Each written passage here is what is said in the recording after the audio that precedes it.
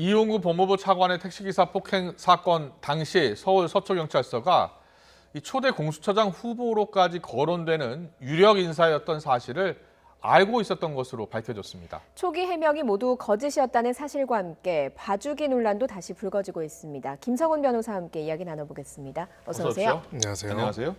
당시 경찰이 단순한 그냥 직업이 변호사인 줄로만 알았다. 절대 유력 인사라는 걸 몰랐다라고 했는데 거짓 해명이었습니다. 네. 그런데 결국 밝혀질 수도 있는 사실을 왜 거짓으로 이야기했을까요? 예, 사실은 이 내용, 이 수사 진행 과정도 봐야겠지만은 이 거짓을 말했다는 것 자체가 굉장히 당혹스럽고 분노할 수밖에 없는 이야기입니다. 자, 누구한테 거짓을 이야기했나요? 국민들한테 거짓을 이야기한 겁니다. 그렇습니다. 경찰은 사적 기관도 아니고 공적 기관입니다. 공적 기관으로서 자신들의 사건 처리와 내용에 있어가지고 강한 의구심이 제기되고 있는 상황에서 거기에 대해서 가장 핵심적인 당시에 이제 사건의 피의자로 입건된 사람에 대한 정보를 어떻게 파악했는지 의혹에 대해서 그것도 관계자가 인터뷰로 얘기한 것도 아니고요. 공식 입장으로 우리는 그런 사실이 없다라고 이야기를 했는데 지금 보도된 내용에 따르면 그 보도된 내용이 사실이라면은 한두 명 정도가 아니라 모든 관련자들, 책임자까지도 이런 내용들을 정확하게 알고 있었다는 것이 확인돼서 그런 내용이 보도가 된 그런 상황입니다. 업무용 컴퓨터로 이름을 검색했다는 거 아닙니까, 당시에? 그렇습니다. 업무용 컴퓨터로 이름을 검색했더니 이제 이력이 쭉 나온 거죠. 네, 그리고 결국 당시에 이미 뭐 공수처장 후보자로 거론될 정도로 여러 가지로 유력 인사라는 것들이 확인이 됐고, 그러면 두 번째로 이제 가지는 의문은 그렇다면 수사의 과정에 있어가지고 두 가지를 생각할 수 있습니다. 피의자가 유력 인사인 경우에는 그것이 당사자들의 사건 처리와 관련에 있어서 어떤 문제가 생기는지, 그리고 그것들이 어떻게 서로 간에 공유가 됐는지, 더욱이 더 이제 우리가 의구심을 가져야 하는 것들은 관련자들이 사건을 직접 수사하는 당사자들이 사건을 수사하면서 우리가 누구를 수사합니다. 무슨 이야기입니다. 무슨 정치적인 위험성이 있습니다를 위에 보고하는 것 자체가 저는 이상하다고 생각을 합니다. 어떤 사람이라도요. 이게 뭐 정치적 사안도 아니고요. 폭행을 했던 실종이 됐던 무슨 사안이라도 정상적으로 사건을 수사하고 피해자를 조사하고 또 가해자를 조사하고 이렇게 처리를 해야 하는데 왜 유력 인사인 거를 조사를 하고 유력 인사라는 걸 왜 상부에 보고를 하고 왜 상부에 보고한 내용들을 국민들한테는 또 안 했다라고 속이는 것인지 그렇습니다. 이런 부분에 대해서는 당연히 이제 여러 가지 문제 제기가 있어야 한다고 생각을 하고요. 특히나 이제 이런 것들이 결과적으로 사건 처리에 어떤 영향을 미쳤는지에 대해서도 엄밀하고 엄정하게 수사가 이루어져야 한다고 생각합니다. 사실 초기에 그 봐주기 수사 의혹이 불거졌던 게 블랙박스 때문이었습니다. 블랙박스가 없었고 또 피해자가 합의했기 때문에 내사 종결했다 이렇게 이야기를 경찰이 했거든요. 그런데 그 이후에 밝혀진 게 블랙박스를 보고도 묵살했던 정황이 드러난 건 아니겠습니까? 그렇습니다. 오늘 발표된 내용과 좀 더불어서 보도된 내용과 더불어서 이렇게 보면 뭐 봐주기 의혹에 좀 더 무게가 실리는 건 아닌가 하는 생각도 들거든요. 네, 그렇습니다. 아무래도 이제 하나의 거짓말, 두 개의 거짓말 계속 되다 보면 오히려 의구심이 드는 거겠죠. 만약에 이제 사건 처리 과정이나 내용인에 있어가지고 아무런 문제가 없었다면 진실대로 이야기를 하면 됩니다. 뭐 우리가 확인해봤을 때 유력 인사였지만은 내용과 절차에 있어서 그것을 고려하거나 그것을 당시에 책임자가 수사 담당자한테 무언가 이야기를 하거나 그런 건 전혀 없었고 엄정하게 잘 수사를 했었고 법률적으로나 사실적으로나 문제가 안 된다. 라고 했으면 우리 모두가 신뢰를 할 수 있었을 겁니다. 결과적으로는 그 과정에 있어가지고 가장 핵심적인 당사자가 어떤 인사인지에 대해서 내부적으로 보고 있었고 그걸 당사자 담당자뿐만이 아니라 지휘 체계까지도 다 알고 있었다는 것도 굉장히 이례적이고요. 그리고 그 과정에 있어서 또 핵심적인 물증에 대해서 확보를 했는지 안 했는지에 대해서도 허위 사실을 이야기를 했습니다. 불과 수개월 만에 이렇게 밝혀질 내용들을 국민들에 대해서 이 내용에 대해 가지고 이게 입장이고 이게 객관적인 사실이라고 이야기하는 것이 과연 어떻게 가능한 것인지 그리고 과연 이런 입장 표명이라는 것이 그 입장 표명할 당시에도 누구 선에서 어떤 결정으로 할 수 있었던 것인지 꼭 확인해 봐야 한다고 생각합니다.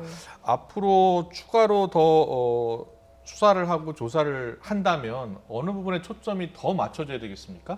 네, 결과적으로는 이 유력 인사라는 거 확인한 것 말고도 이것이 결국 사건 진행 과정에 있어서 어떤 영향을 미쳤는지를 정확하게 봐야 할 것입니다. 이미 두 번의 거짓말로 큰 신뢰를 잃었다라고 볼 수 있습니다. 물론 이번 보도된 내용에 대해서 아직 객관적 사실을 확인하지는 않았지만은요. 사실이라면은 이것도 굉장히 큰 신뢰를 잃어버릴 수밖에 없는 거고요. 만에 하나라도 이제 그런 이유로 인해 가지고 수사 과정에 있어 가지고 혹시라도 외압을 행사를 했거나 무마를 시켰거나 정상적이지 않은 사건 처리 방식을 했다면은 지금으로서 할 수 있는 최고의 도리는 그런 내용들을 명백하게 밝히고 네. 잘못된 부분들, 책임자들을 처벌하는 것이 꼭 필요하다. 저는 예. 그렇게 생각합니다. 그래서 이제 검찰이 얼마 전에 이용구 차관을 소환해서 조사를 했습니다. 폭행 사건이 일어나고 6개월 만에 조사를 한 건데 기소가 얼마 남지 않았다는 뜻이겠습니까?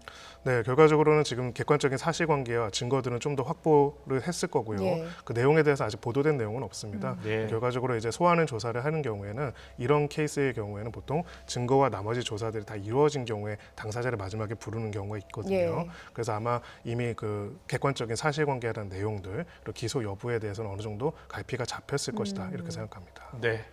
다음 이슈로 넘어가겠습니다. 한강에서 숨진 채 발견된 고 손정민 씨 관련 수사 이야기 좀 하겠습니다. 경찰이 손 씨 양말에 묻은 흙 성분을 확인해 봤더니 강 중간에 있었던 그 흙과 똑같다라고 발표를 했는데요. 이게 어떤 의미가 있다는 겁니까?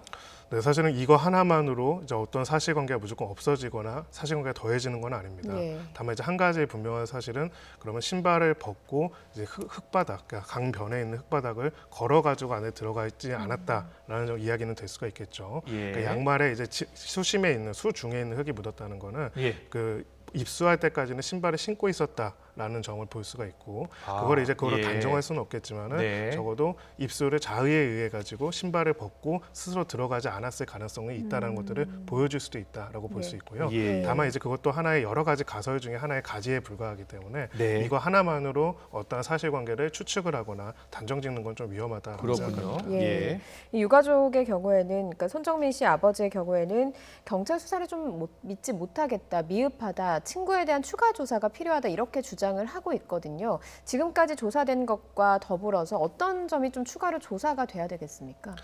네, 결국은 이제 우리 유가족들이 이제 입장을 밝힌 부분이 있습니다. 네. 당시 이제 신발뿐만 아니라 티셔츠도 버렸다고 하는데 그 경위에 대해서 확인해줬으면 좋겠다. 아. 네, 그리고 예. 왜 전화를 당시에 이 피해자 부모한테 유족들한테 바로 전화를 하지 않았는지, 그리고 왜 강변 부분을 둑 부분을 살폈는지 이런 부분에 대해 가지고 조금 더 조사가 이루어져야 네. 한다라는 이야기를 했고요. 예. 이 입장문에 대해서 또 바로 이제 반박하는 이제 그동안 수사를 이렇게 열심히 했다는 내용의 경찰의 발표문도 있었습니다. 네네. 우리가 여기서 봐야 하는 거는요. 예. 손정민 씨 사건 같은 경우에는 굉장히 이제 국민적으로 큰 관심을 가지고 있고 예. 있는 사건인데도 불구하고 여러 가지 의혹들이 제기고 있고 불신들이 있는데 과연 이 사건뿐만 아니라 여러 가지 변사 사건에서 각종의 수사들이 얼만큼 신뢰감 있게 진행이 됐는지 예. 수사의 과정에 있어서 유족들과 얼마나 소통이 되었는지 유족들로서는 이 사건에 있어가지고 정말로 도대체 왜 어떤 경위로 이러는지 궁금할 수밖에 없거든요.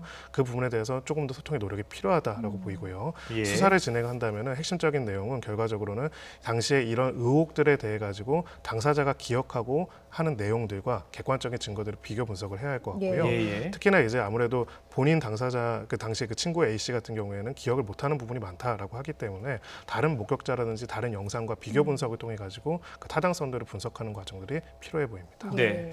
그리고 그 정민 씨 친구 A 씨의 스마트폰 있지 않습니까? 그 아침 7시 2분까지 신호가 잡힌 것으로 파악됐다라고 하거든요.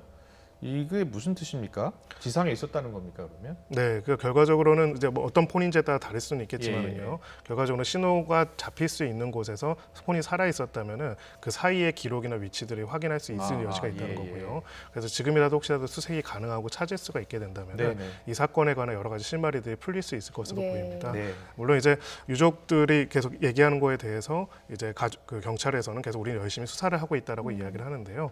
이 부분에 대해서 이제 객관적인 시체적 진실들에 대해서 어느 쪽으로 단정하는 거는 어렵겠지만은 예. 이런 변사 사고 같은 경우에는 유족들로서는 정말 날벼락 같은 이야기이기 때문에 그렇습니다. 수사에 예. 있어가지고도 정말 그 결과에 있어가지고 한 점의 의혹이 없도록 하는 것도 노력이 꼭 필요해 보입니다. 예, 사실 뭐 인터넷상에는 손정민 씨 사건의 경우에는 워낙 주목을 많이 받다 보니까 여러 가지 이야기들이 나오고 있습니다. 그 중에서 뭐 가짜 뉴스다 이렇게 이제 지목되는 것들도 있거든요. 경찰이 좀 그런 그 사실들을 유포하는 사람들을 처벌하기 위한 관련 자료를 모은다고 하는데 어떤 처벌이 내려지게 되는 겁니까? 네, 결국 이제 허위 사실 적시로 인한 명예훼손죄 등이 될 겁니다. 결국은 이제 내용 중에서 특정인을 이제 범인으로 지목을 하거나 없는 사실을 지어내가지고 할 경우에는 정보통신망법상 허위 사실 유포로 인한 이제 명예훼손으로 처벌을 받을 수가 있고요. 이런 경우는 이제 이 사안 같은 경우는 굉장히 국민적 관심이 많은 사안이기 때문에 어떤 것을 제보 혹은 허위 사실로 하는 것 자체가 오히려 유족들한테 큰 고통을 줄 수가 있습니다. 이 부분에 대해서 엄정한 처벌이 필요하고요. 결국은 이제 이런 부분에 대해서 대한 궁금증과 의문을 제기하는 걸 넘어서서 일정한 사실을 마치 자신의 추측을 실제 사실인 것처럼 단정지어서 얘기하거나 이런 부분들이 있다면 거기에 대해서는 엄정한 처벌이 또 이루어질 가능성이 높다라고 생각합니다. 네, 알겠습니다. 네, 오늘 말씀 여기까지 듣겠습니다. 지금까지 김성훈 변호사와 함께했습니다. 잘 들었습니다. 고맙습니다. 감사합니다.